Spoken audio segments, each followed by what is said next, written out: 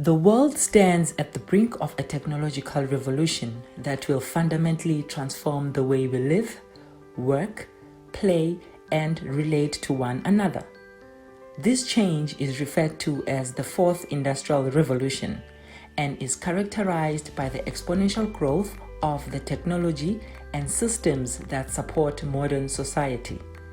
Blockchain, or decentralized ledger technology, is recognized as one of the key building blocks of the Fourth Industrial Revolution. Although blockchain is still a nascent technology, it is expected to become a powerful tool in shaping the digital future. It is an enabler for decentralized and secure storage and transfer of information, supports tracking and transactions that can minimize friction, reduce corruption, increase trust, and empower users. Revolutionary cases are being explored around the world in almost every sector, from finance, energy, shipping, health, digital identity, land registries, and trusted credentialing to the fight against fake news. Africa faces unique challenges that are not largely encountered in the Western world, and as such requires specific solutions to move the continent forward. Having one of the most sizable populations which are under or unbanked and completely excluded from the financial services sector makes financial inclusion one of the top priorities in Africa, covering solutions such as digital identity, payments, savings, and credit. Blockchain is poised to form the underlying foundation for these solutions, which also span into tackling use cases such as corruption, voting, title deeds, resource mining, and many more. There is an urgent need to develop national skills and expertise in blockchain technology in order to leverage this technology to take South Africa forward. The Department of Science and Innovation, DSI, seeks to boost socio-economic development in South Africa through research and innovation. To achieve its goals, the department provides leadership, an enabling environment, and resources for science, technology, and innovation. A few years ago, the DSI developed a roadmap for information and communication technology, research, development, and innovation, that is the ICT RDI roadmap. The roadmap provides a coherent set of actionable plans for investment in ICT RDI. The Office of Digital Advantage was established to drive the implementation of the ICT RDI roadmap. The Deputy Director General of Socio-Economic Innovation Partnerships at the department, Mr. Imran Patel, talks about the ICT RDI roadmap and its importance to South Africa. The ICT RDI roadmap was developed by the DST in partnership with the CSR and in consultation with a whole lot of private sector partners and the university sector, etc., to identify strategically where South Africa should invest its resources when it comes to research, development, and innovation. ICTs are at the heart of the Fourth Industrial Revolution. If you talk about Internet of Things or artificial intelligence or data science, and all of these areas were identified in the ICT RDI roadmap. However, there is a need, for example, to take account of new developments, new technologies. For example, blockchain is a new technology area that may not have been adequately identified during the roadmap. And also the fact that there's a lot more opportunities for implementing the ICT-based technologies in production or in service delivery. So, like all technology roadmaps, it needs to be improved. But broadly, the ICT roadmap is making a valuable contribution to the development of the Fourth Industrial Revolution. In 2018, the Department of Science and Innovation contracted the Council for Scientific and Industrial Research, CSIR, and the Office of Digital Advantage, ODA, to investigate strategies that will support blockchain research, development, and innovation in South Africa. The following issues emerged: a lack of technical blockchain resources, the lack of support, for example, knowledgeable supervisors for master's and PhD students. The difficulty of making inroads in traditional private sector environments for use cases beyond those of cryptocurrencies. Lack of access to opportunities and funding. The fragmented nature of the blockchain ecosystem in South Africa. In order to address these problems, the South African National Blockchain Alliance, Sanba, was created. The DSI is providing seed funding to Sanba, and it is hosted at the Office of Digital Advantage. Sanba is an ecosystem and federated strategy bringing together government, industry, startups, academia, and civil society to drive blockchain forward in South Africa. The South African National Blockchain Alliance has 4 main objectives.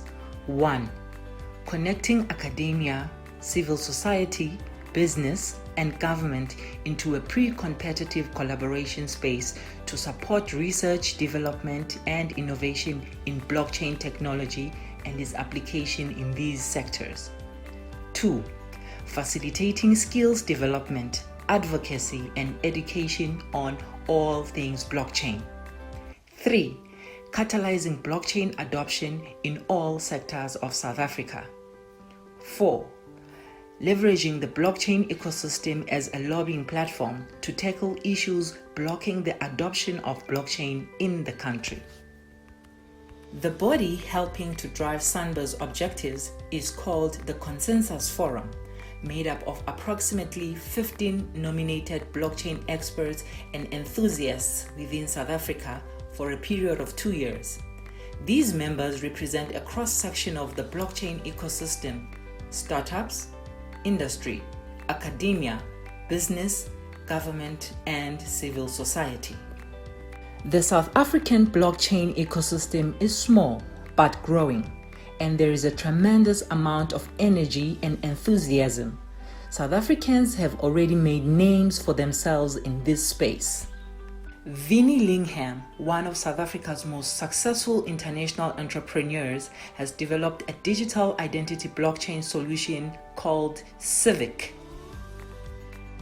The inspiration behind identity.com was that we felt that it needed to be open source, community-led, a marketplace that anyone in the world can use to drive down the cost of ID verification, which opens up a whole bunch of new use cases that weren't previously possible. The future of digital identity is one where the world moves to the digital realm and we get rid of the relics of the past, which are paper passports, plastic driver's licenses. It needs to be digital, it needs to be instant, it needs to be online, verified, and trusted. On the technical side, the senior technical developer for one of the top security-focused blockchains, Monero, is Ricardo Spagni. He does all his work from Plettenberg Bay. In this period of accelerated teleworking, we can learn a lot from these blockchain techies. Because of the lack of worldwide technical skills in blockchain, digital workspaces are the norm. South Africa has always had a very strong banking and financial system. In the Fintech space, we have gained international recognition for the work done by the South African Reserve Bank, SARB, on blockchain. SARB initiated Project Coca as a proof of concept interbank payment and settlement system that is based on the Quorum blockchain. Technical skills were provided by the emerging multinational blockchain solutions company Consensus, based in New York. The trial was undertaken over a 14-week period in partnership with South African commercial banks. The results showed that the typical daily volume of the South African wholesale payments could be processed in less than 2 hours with full confidentiality of transactions and settlement finality. Transactions were processed within 2 seconds across a network of geographically distributed nodes, with distributed consensus providing the requisite resilience. SARB was able to view the detail of all the transactions to allow for regulatory oversight. This project is the first blockchain initiative based in Africa to receive global recognition as the Best Distributed Ledger Initiative Award from the Central Banking Publications in Singapore. There is a demo of how this works in Sanba's digital showcase. The South African Financial Blockchain Consortium is a community of financial institutions, including banks, insurance companies, and many smaller players. The SAFBC have developed a digital identity proof of concept as a collaborative effort. Please have a look at the POC demo in Sanba's digital showcase, which shows self-sovereign identity powering an all-digital FICA onboarding and account opening process. Imagine a world without having to provide your proof of address and identity to every single institution you interact with.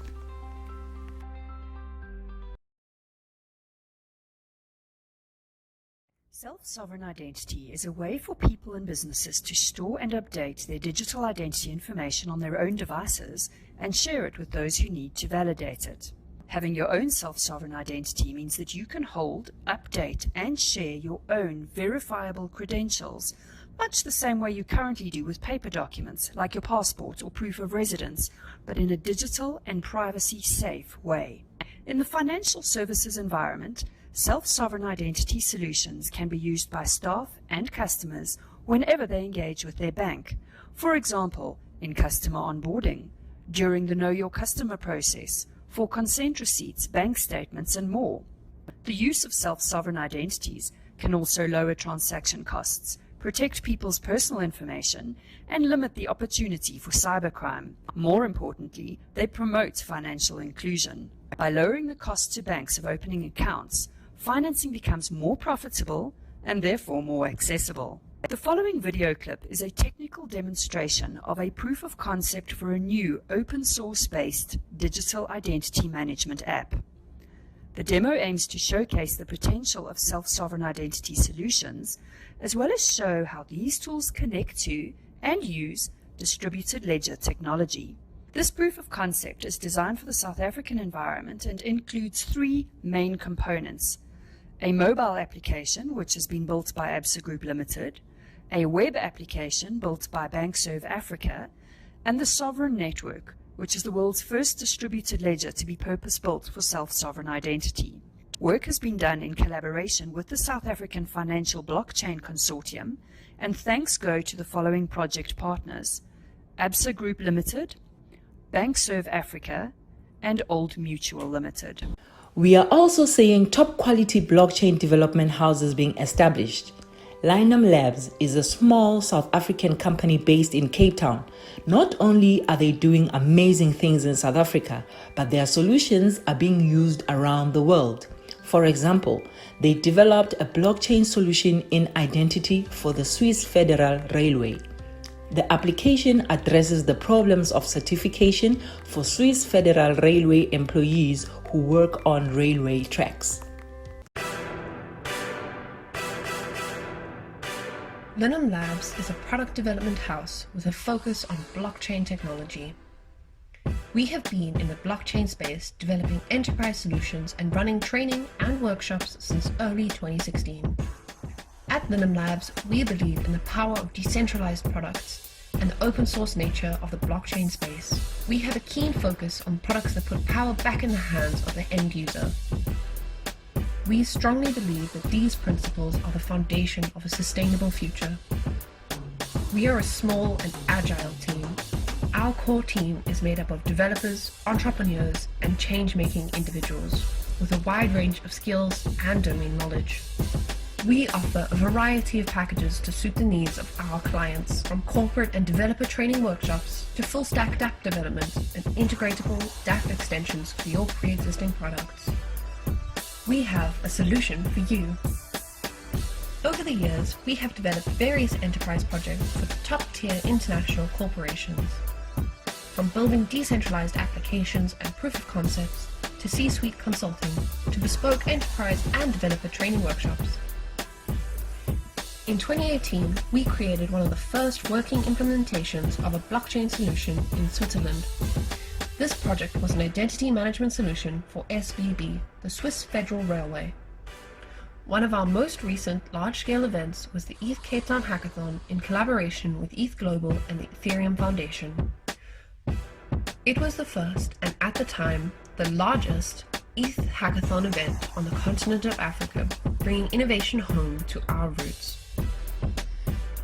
The event drew in high-profile international speakers, instructors and sponsors to the city.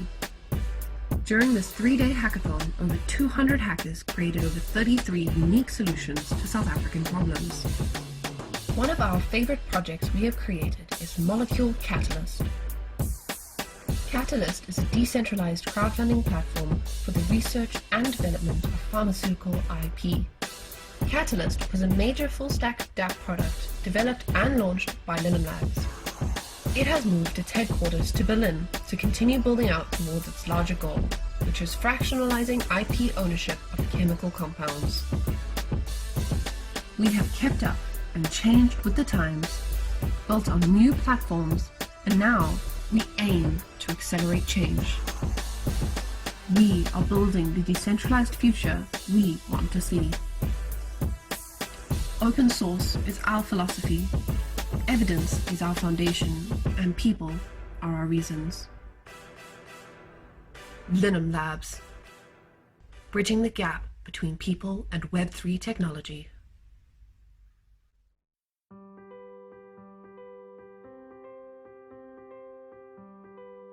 In his State of the Nation address to a joint sitting of Parliament on 7 February 2019, President Cyril Ramaphosa said South Africa had chosen to be a country of the future at a time when the world was changing at a fast pace and in a manner that was unprecedented in human history. He announced the establishment of the Presidential Commission on the Fourth Industrial Revolution. It is about developing the technology and capabilities that will build a dynamic, competitive economy that creates decent and sustainable jobs. It is about enhanced food security, better disease management, and cheaper, cleaner, and more efficient energy. It is about smart human settlements and social development solutions built around people's needs and preferences. It is about smarter, more responsive, and more effective governance. To ensure that we effectively and with great urgency harness these technologies, I have appointed a Presidential Commission on the Fourth Industrial Revolution. This commission is comprised of eminent persons drawn from different sectors of society. The Commission will serve as a national overarching advisory mechanism on digital transformation. Now, this is about preparing our country for the future. It will identify this commission and recommend policies and strategies and plans that will position South Africa as a global competitive player within the digital revolution space. The Commission is tasked with advising the President and government as a whole on relevant policies, strategies, and action plans to position South Africa as a smart, connected, and competitive global player. Blockchain is at the forefront of the technologies that are being explored. Sanba is happy to announce that 2 of the commissioners serve on the Sanba Consensus Forum. We can only truly make an impact if we work together. The World Economic Forum established the Center for the Fourth Industrial Revolution based in San Francisco in 2017. The C4IR is a network for global, multi-stakeholder cooperation to develop policy frameworks and advance collaborations that accelerate the benefits of science and technology. The South African Presidency, through the Department of Science and Innovation, has established an affiliate center here in South Africa. The center will be hosted at the CSIR. Blockchain and distributed ledger technology will be one of the focus areas of the center. In South Africa, Academia has been relatively slow to embrace blockchain technology. However, the University of Cape Town created a Master of Philosophy degree in financial technology that focuses on blockchain. At the CSIR, we are also investigating various research, development, and innovation solutions by combining biometrics, particularly face recognition, and the blockchain. This technology is used as an automated access control system to highly secured premises and keeps a secure distributed ledger system about the movement of users who are entering and exiting the building.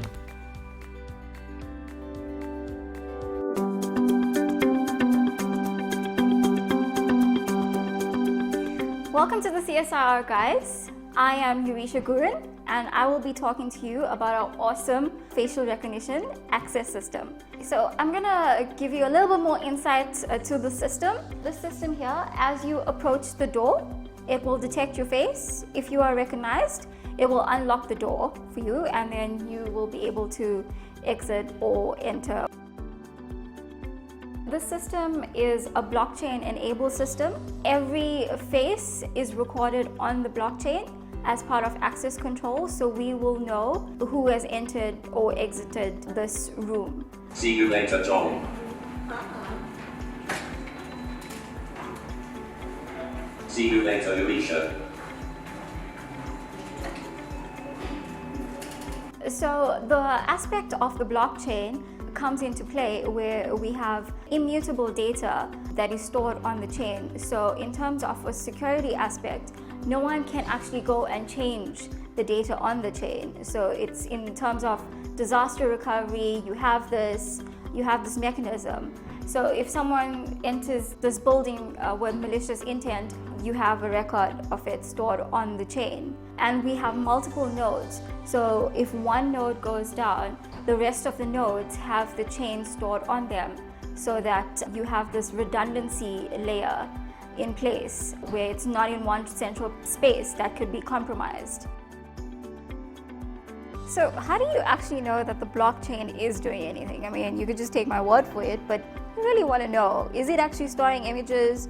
What else is being stored in it? So this is a block on the chain, for example. It means absolutely nothing to the naked eye. All the data is encrypted. You have no idea what it means. So we've created a cool little visualization tool so we can see who actually enters or leaves this room or building. And this is the tool currently here. So we can see John has entered, and then we have Sipo here as well. So this is in between the time frame, I would say 10 minutes. So there are probably tons of other applications on blockchain out there, but for now, this is our take on it. Thank you so much for watching.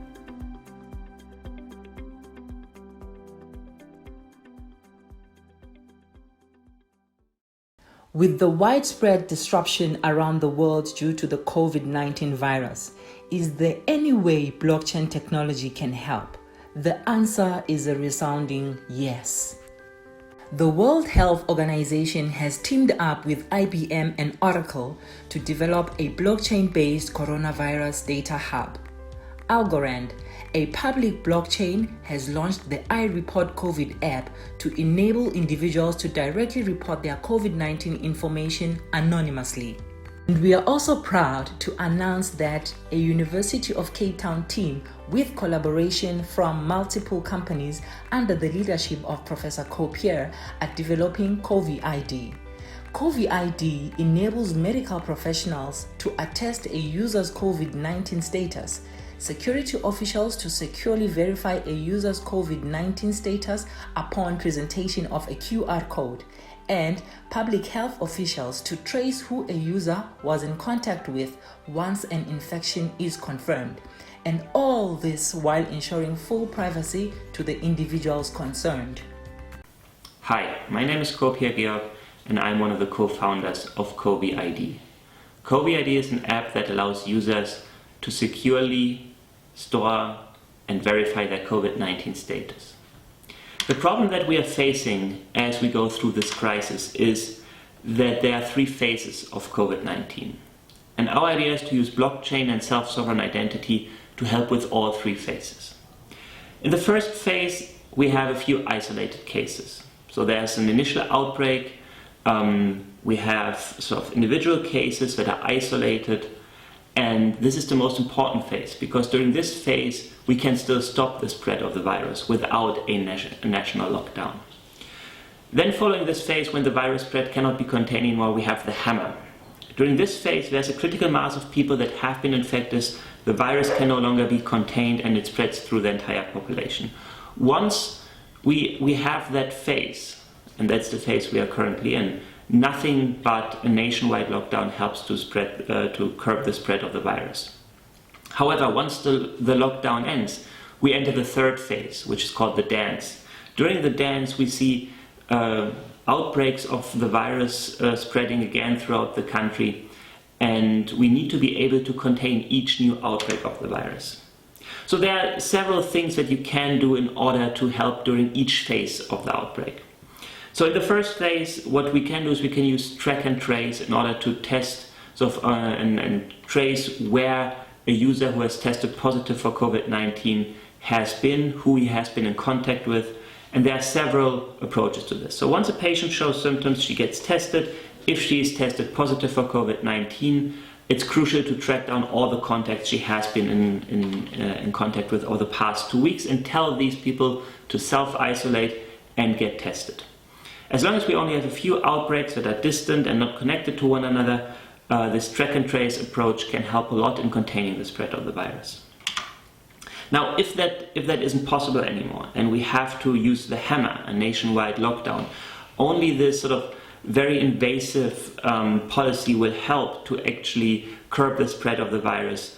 And it's a known phenomenon in epidemiological models that if you have reached a critical threshold of connectivity and sort of spread of the virus, you need to actually engage into this full lockdown in order to contain it. Afterwards, however, we will see several reoccurrences of the virus. It is likely that the virus is going to mutate. In fact, it already has mutated. Luckily, so far, all the mutations have been more benign. However, even without mutations, the exact same virus strain will still spread through the population unless we have a vaccine available at scale. And this, at the best estimate, is 6 to 12 months out. So during that time, after the lockdown, but before we have a vaccine, what we need is an application that allows users who already had the virus or who have recently been tested to verify their status as they enter public spaces. This app is going to be a feature of everyday life. Think about going to an airport, an area where there's sort of a lot of people, high transmissibility of the virus.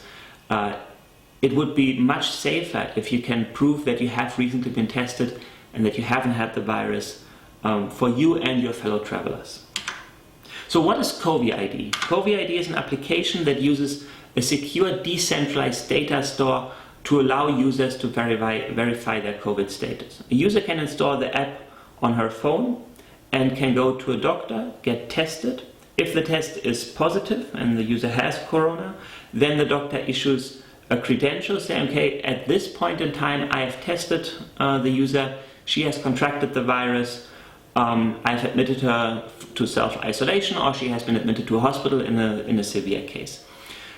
So this information is stored on the user's phone. It will never leave the phone, and when the user has recovered, she can go to a supermarket, an airport, or back to university and prove that she already had the virus so that she's no longer susceptible to it, she can no longer transmit it to others.